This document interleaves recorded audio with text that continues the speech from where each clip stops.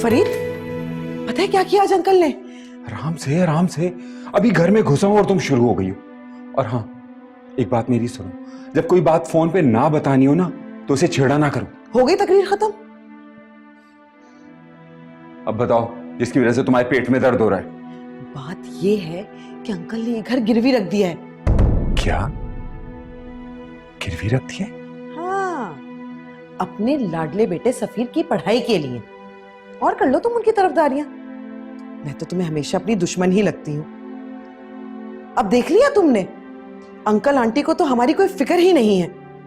तुम भी तो उनके बेटे हो ना, जायदाद पर तुम्हारा भी बराबर का ही हक है। लेकिन नहीं, अंकल आंटी को तो सिर्फ सफीर की फिक्र है। मशवरा कर लेते तो क्या हर्ज था इसमें? हो सकता है कि अप्पू को जरूरत हो और करते क्या। जब पैसों की जरूरत थी तो फौरन से मांगने आ गए थे। अब मशवरा करने में क्या जा रहा था? मशवरा तो छोड़ो, बताना भी मुनासिब नहीं समझा।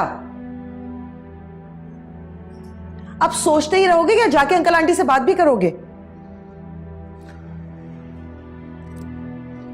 रात में बात करता हूं।